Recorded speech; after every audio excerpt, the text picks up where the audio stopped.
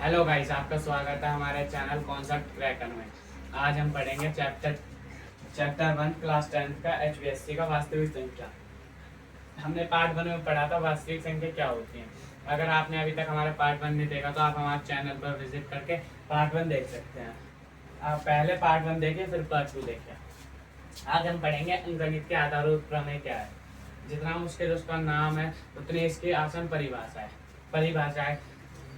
प्रत्येक भाज्य संख्या को अभाज्य संख्या के रूप में गुणनखंडित करना और उन्हें किसी भी क्रम में लिख सकते हैं और इनके गुणनखंड अद्वितीय हैं। सबसे पहले देखते हैं, जैसे हमने ले लिया 18 ले लिया। यह एक भाज्य संख्या है। क्यों? क्योंकि इसको हम 1 के अलावा और अपने आप मतलब 18 के अलावा किसी तीसरी संख्या से विभाजित कर सकते हैं। जैसे इसको हम 2 से कर सकते हैं, 3 से कर सकते हैं और किससे कर सकते हैं, 6 से कर सकते हैं, 9 से कर सकते हैं।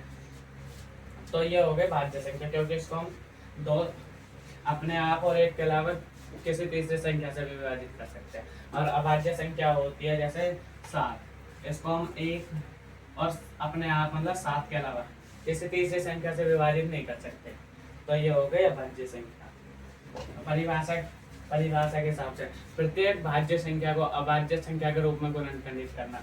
18 के हम गुणनखंड कर लेते हैं। जैसे 18 लिखा, इसको सबसे पहले 2 से करेंगे, फिर आएगा 9, फिर 2, फिर अब 3 से करेंगे, आएगा 3।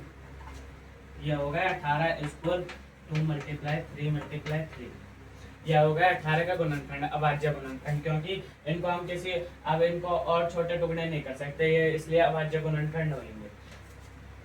अब आगे देखते हैं, और इनको हम किसी भी क्रम में लिख सकते हैं। अब 18 का हमने अभी ये निकाले, इसको हम किसी भी क्रम में लिख सकते हैं। हम इसको ये भी लिख सकते हैं, ये भी लिख सकते हैं, किसी भी क्रम में लिख सकते हैं। तो इसलिए कहते हैं इनको हम किसी भी क्रम में लिख सकते हैं और इनके गुणनखंड अद्वितीय हैं। अब आज हमने 18 के गुणनखंड निकाल लिया, 2 × 3 × 3। अब ये आज इसके गुणनखंड ये आ गए। अब मेरा दोस्त कल निकालता है 18 के गुणनखंड, उसके भी यही आएंगे, और परसों निकालता है उसके भी आएंगे। ये गुणनखंड होते हैं, ये एक निश्चित होते हैं, यह कभी चेंज नहीं होते। तो हमने आज पढ़ा अंकगणित के आधारभूत प्रमेय। Thank you.